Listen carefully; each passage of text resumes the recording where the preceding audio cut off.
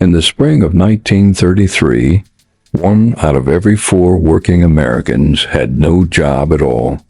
Not underemployed, not between jobs, simply cut off with no paycheck coming. The American economy had shrunk by nearly a third since 1929. Factories stood dark, farms went unpaid, and the federal government, the one institution meant to hold the line, was running out of room to borrow. Washington had already spent what it dared. Treasury officials worried openly about a debt they couldn't grow their way out of. This was not a crisis of ideology. It was a balance sheet with no clean way to close. For 6 more years, that balance sheet would not close. By 1939, unemployment still sat near 17%.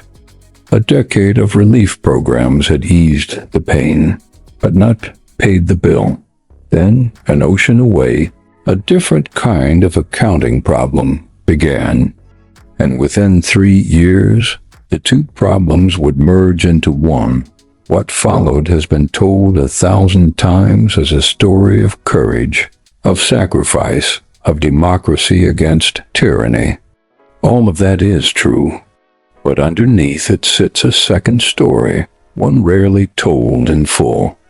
A story about who owed whom money, who would print it, who would lend it, and who would spend the next 80 years paying the interest. Whether they ever fired a shot or not, this is the hidden financial chapter of the Second World War, the one that ends not on a battlefield, but inside a hotel ballroom in New Hampshire, where the United States quietly became the world's banker. Every dollar in your wallet today, every reserve currency, headline, every argument in Washington about the national debt, all of it traces back to a decision made under financial desperation, not moral clarity.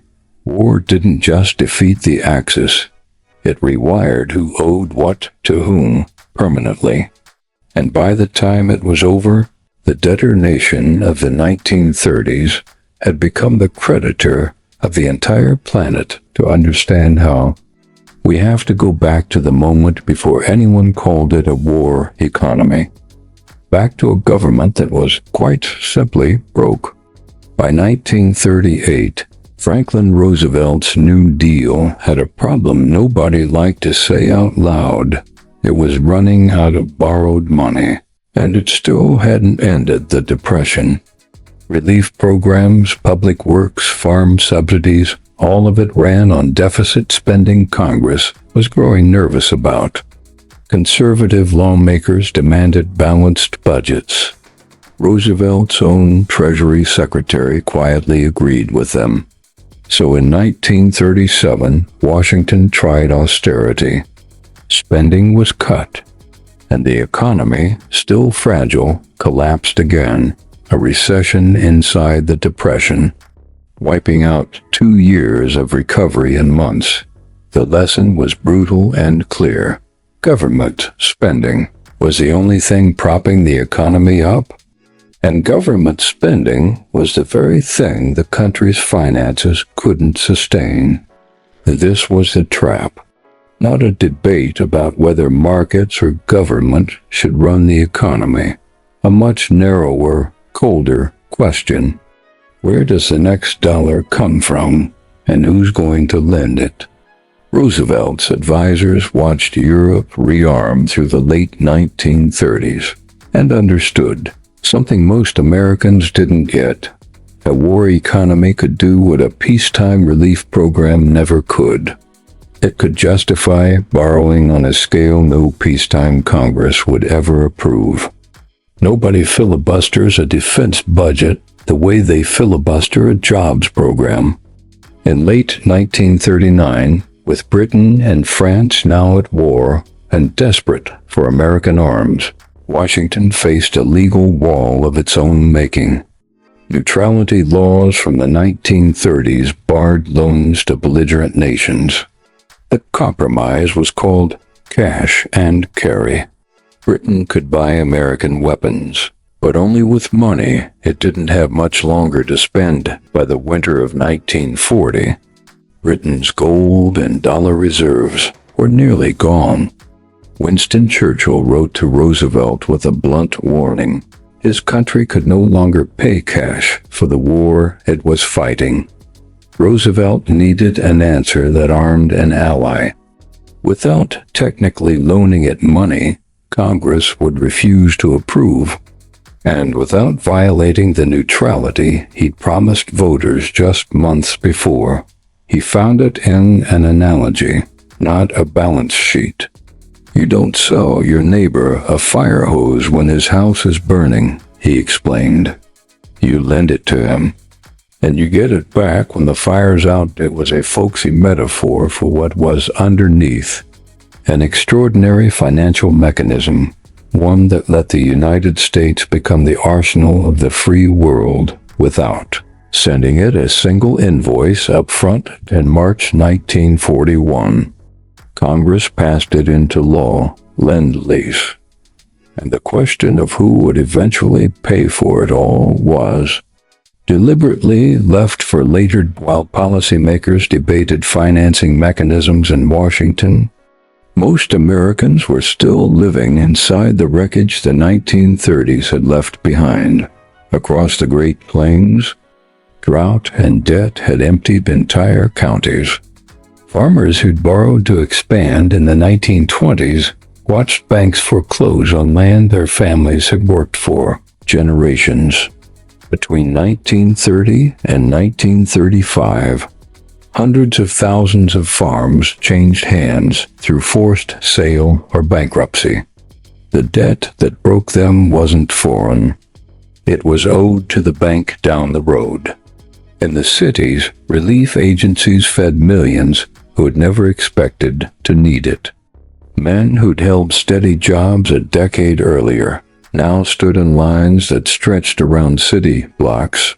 The human cost of the 1930s wasn't abstract. It was measured in delayed marriages and children who grew up watching their parents lose everything in a generation that would never fully trust a bank again. New Deal programs put people back to work building roads, dams, and parks, real jobs, real wages. But they were funded by the same borrowing that Washington was already straining to sustain, so relief came in waves, not a steady tide, expanded when Congress allowed it, cut back when deficit fears took hold. For the people living through it, recovery felt less like a plan and more like weather. Then, almost overnight in 1940 and 1941, that changed. Defense contracts for planes, ships, and tanks began flooding into American industry funded by exactly the kind of deficit spending Washington had feared for a decade. Unemployment, which had stubbornly refused to fall below double digits for 10 straight years, began to disappear within 18 months. Not because of a jobs program, because of a war Congress hadn't even declared yet. Families that had been separated by the search for work now migrated again, this time toward the shipyards of California, the steel mills of Pennsylvania, the aircraft plants of the Midwest. For the first time in over a decade, a factory paycheck felt dependable again. Nobody called it a stimulus program. It was called defense production. The money spent the same either way. Crop prices, flat for a decade, began climbing as the government and its allies needed to feed both soldiers and factory workers. The debt-ridden farms of 1935 were, by 1941, turning their first real profit in years. It would take a full-scale war to accomplish what a decade of relief programs alone could not. And that fact would sit uneasily with economists for the rest of the century. Then, on a Sunday morning in December 1941, the question of how to pay for war stopped being theoretical. It became the single largest financial undertaking in American history. Pearl Harbor didn't just bring America into the war. It handed Washington a blank check the Depression years had never allowed, and forced the Treasury to figure out, almost overnight, how to cash it. Federal spending had been $6.8 billion in 1940. By 1944, it had climbed past $100 billion, a 15-fold increase in 4 years, almost all of it for the war. Defense spending alone rose from under $3 billion to over $97 billion in that same span. No tax increase on Earth could cover a jump that size. The Treasury needed a different machine entirely. Part of the answer was already familiar. Sell debt to the public, dressed up as patriotism. But bonds alone, no matter how many drives were held, couldn't carry a war this size. So the Treasury made a quieter arrangement with the Federal Reserve, one far more consequential than any bond drive, and far less discussed at the time. The Fed agreed to keep interest rates on government debt pinned artificially low, capped near 2.5%, no matter how much the Treasury needed to borrow. In practice, that meant the central bank would buy up whatever government debt the market wouldn't absorb on its own, effectively guaranteeing Washington could always borrow at a price it controlled. Commercial banks, in turn, were flooded with incentives to hold that same government debt. Between 1941 and 1945, banks quadrupled their holdings of U.S. Treasuries, from roughly $6 billion to well over $20 billion. This wasn't an accident of wartime chaos. It was a deliberate financial architecture, one designed to let the government borrow at will, without a bond market ever powerful enough to say no. With financing effectively unlimited, American industry did something no other combatant nation could match. Shipyards that once took a year to build a single vessel began launching them in weeks. By 1944, American factories were producing a new aircraft roughly every 5 minutes of the working day. None of it required raising a single additional dollar in new taxes to authorize. And under Lend-Lease, much of that output didn't even stay in American hands. It shipped directly to Britain, to the Soviet Union, to dozens of allied nations, over $50 billion worth by the war's end. Britain alone received tens of billions in aid. The Soviet Union received billions more. Most of it was never expected to be repaid in full, and most of it never was. From a purely financial standpoint, the United States had discovered something extraordinary. It could outproduce and outarm every rival simply by refusing to let debt limits constrain it, a discipline it had enforced ruthlessly on itself for the previous decade. But somebody still had to build all of it, staff every shift, and absorb the rationing, the taxes, and the risk that came with turning an entire economy over to a single purpose. That's where the story turns to the home front. Someone had to pay for all of this, and it wasn't only the government. It was every household that filed a tax return, stood in a ration line, or clocked into a factory shift that never worked before. Rationing touched nearly everything: sugar, gasoline, rubber, meat. Families budgeted not just dollars but coupons, planning meals weeks in advance around what stamps they had left. Millions of women entered factory work for the first time, filling jobs left by men now overseas. It was framed as patriotic duty. It was also, quietly, How the country kept its production lines running without raising wages high enough to spark runaway inflation. Taxes rose in ways no peacetime Congress would ever have survived proposing. The top marginal income tax rate climbed to 94% by 1944, a number almost unimaginable in ordinary times, passed with barely a fight. Total federal tax receipts nearly sextupled in 5 years, from roughly $6 billion in 1940 to almost $36 billion by 1945, and still, taxes covered less than half of what the war actually cost. The rest came from the public directly through war bonds sold door to door. At movie theaters, through payroll deduction, 85 million Americans bought them, more than half the entire population, across 8 major bond drives between 1942 and 1946. Americans lent their own government more than $185 billion, money that would come due. With interest in the decade that followed, even children participated, buying 10-cent stamps to paste into savings booklets. It was framed as a shared sacrifice.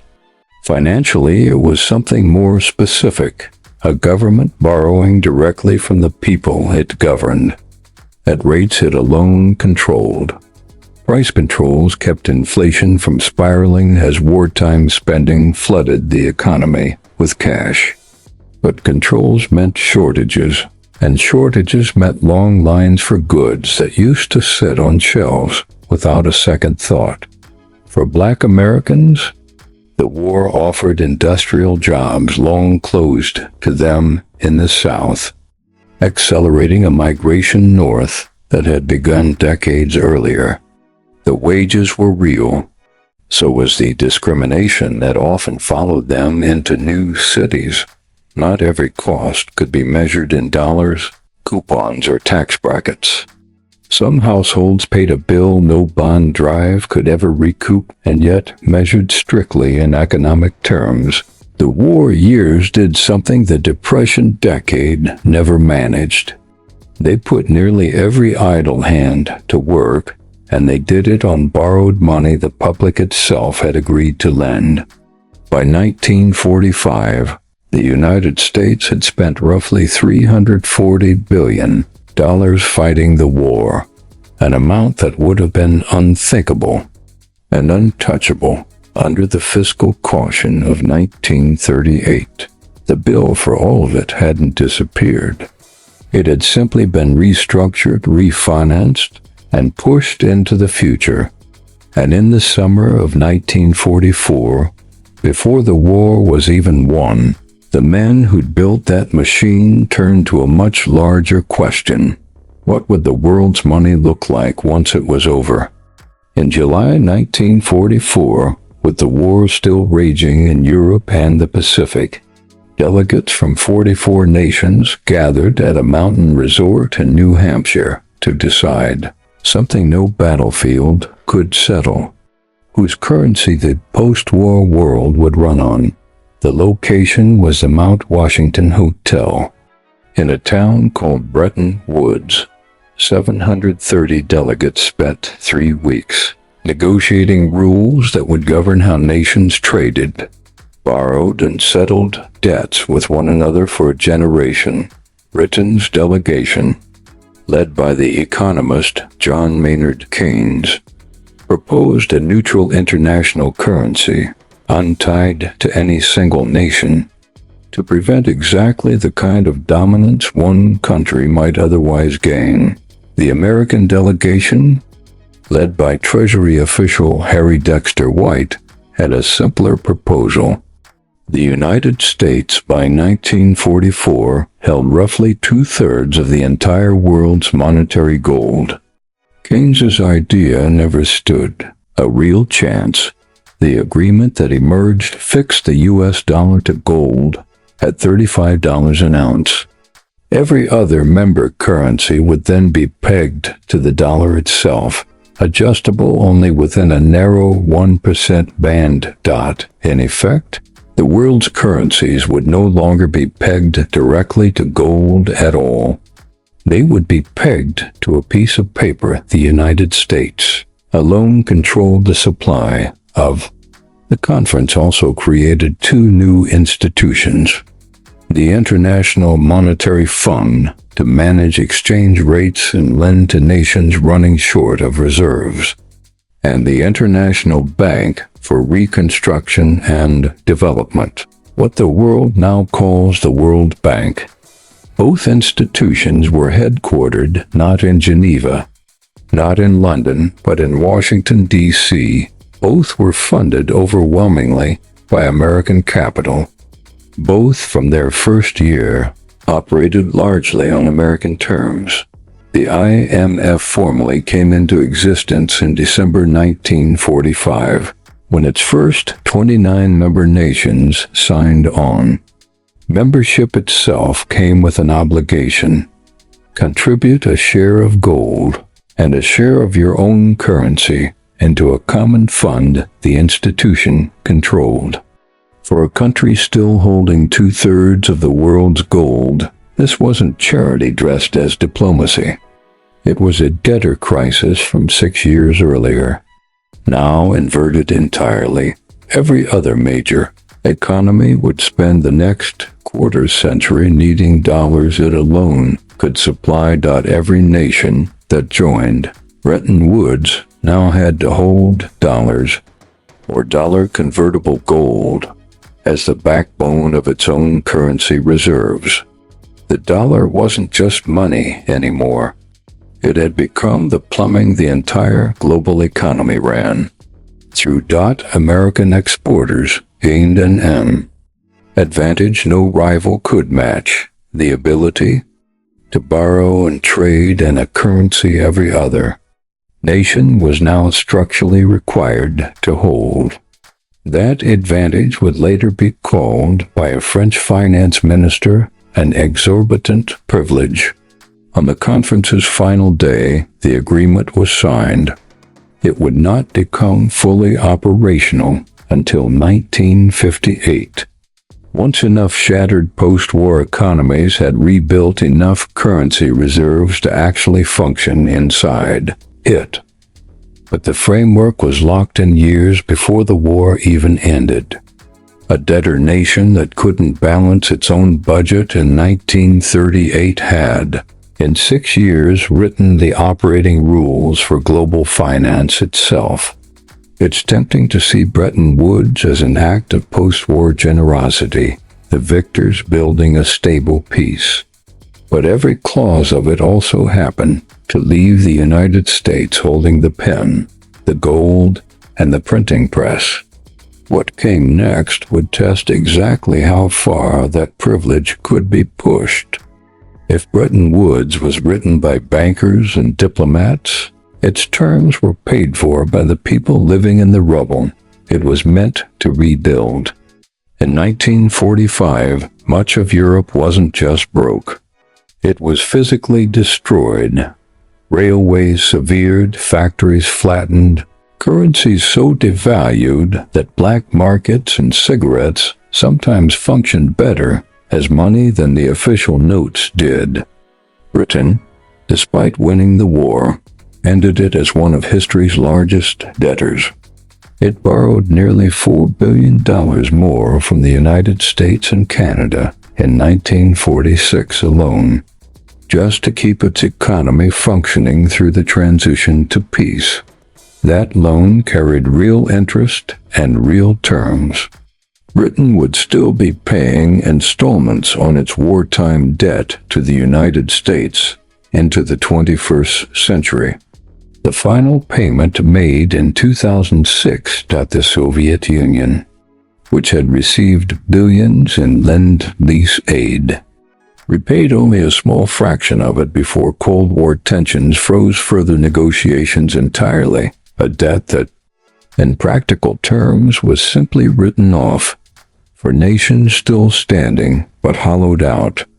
American aid arrived through the Marshall Plan starting in 1948. More than $13 billion channeled into rebuilding Western Europe's factories, farms, and currencies.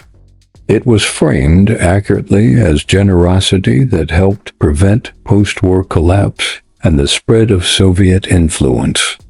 It was also less discussed, a way to ensure Europe rebuilt itself as a market for American goods, priced in American dollars. Beyond Europe, nations across the developing world were absorbed into the same system, almost as a condition of participating in the post-war order at all. Their currencies pegged, their reserves held in dollars. Their access to IMF lending contingent on economic terms set largely in Washington. Loans from the new institutions came with conditions, attached spending limits. Currency policies, structural reforms decided by lenders thousands of miles away. For many newly independent nations emerging from colonial rule, dollar dependence simply replaced one form of external control with another. None of this was framed at the time as financial dependency. It was framed as stability, as cooperation, as the alternative to the chaos of the 1930s. And in fairness, global trade did stabilize enormously under this system. For ordinary families across Western Europe and much of the trading world, the 2 decades that followed Bretton Woods brought something the interwar years never managed: steady currencies, growing trade, and a sense that the ground wouldn't shift again without warning, but that stability rested on a foundation only one country controlled outright. Every other economy on Earth had, in effect, agreed to run its own finances around a currency it could not print, could not devalue freely, and could not fully govern. For nearly 3 decades that arrangement held. Then, in the early 1970s, the United States itself began spending in ways the gold in Fort Knox could no longer fully back, and the system it had built started to strain under its own privilege. What happened next didn't unwind American financial power. It transformed it into something even harder to challenge, and that transformation is still shaping the world. You're watching this in by August 1971. Foreign governments were holding far more dollars than the United States had gold to redeem them for. The Bretton Woods promise, $35 for 1 ounce, had quietly become a promise Washington could no longer keep. On August 15, 1971, the president announced the United States would no longer convert dollars into gold at all. Economists later called it the Nixon shock. In one televised address, the gold window closed for good. For the first time since Bretton Woods, the world's dominant currency floated free of any physical anchor at all. Its value would now rest entirely on confidence in American institutions, American markets, and American power. Within 3 years, Washington moved to secure that confidence in a new form. Through a series of agreements with Saudi Arabia in the mid-1970s, the kingdom agreed to price its oil exports in dollars and to recycle much of its oil revenue back into American Treasury debt. Other major oil producers followed. The arrangement became known, informally, as the petrodollar system. Nations that had no direct stake in American gold now had an unavoidable reason to hold dollars anyway. They needed them to buy oil. The gold peg was gone, but the demand for dollars wasn't. If anything, it deepened. Every barrel of oil bought anywhere on Earth now reinforced the same currency the United States had first weaponized as a wartime financing tool 3 decades earlier. That demand gave Washington something extraordinary: the ability to run persistent deficits and borrow to cover them in a currency the rest of the world had structurally committed to holding regardless. That borrowing capacity funded far more than domestic programs. It underwrote a permanent, peacetime military-industrial base of a size no prior era of American history had ever sustained, a direct institutional descendant of the same wartime production system that had ended the Depression. Defense-driven federal spending, once justified purely by war, now funded research that reshaped civilian life entirely: early computing networks, satellite navigation systems, materials science that filtered down into consumer industries for decades. None of it required raising taxes to match the spending, because the debt could always be sold to a world still structurally required to buy it. The 1938 constraint, "no one will lend us any more," had been solved so completely that, for decades, it was barely a constraint at all. By 1946, the year after the war ended, America's debt had reached 106% of its entire economic output, the highest level in the nation's history to that point. Economists at the time called it the ceiling of what any government could survive. That ceiling has since been passed. By the mid-2020s, U.S. debt relative to the size of the economy climbed above that same 1946 wartime record, not during a global war, but during ordinary peacetime governance, sustained by the very reserve currency privilege that war had first created. The mechanism Roosevelt's Treasury improvised out of desperation in 1940.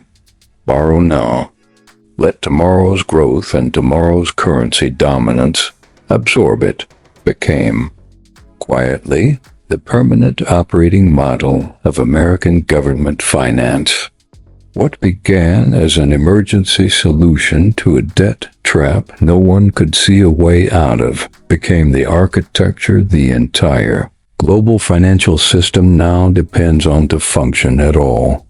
Every headline today about the national debt, about the dollar's reserve status, about which country is buying or selling American Treasury bonds is still, in essence, a late chapter of the same ledger opened in a New Hampshire hotel in July 1944.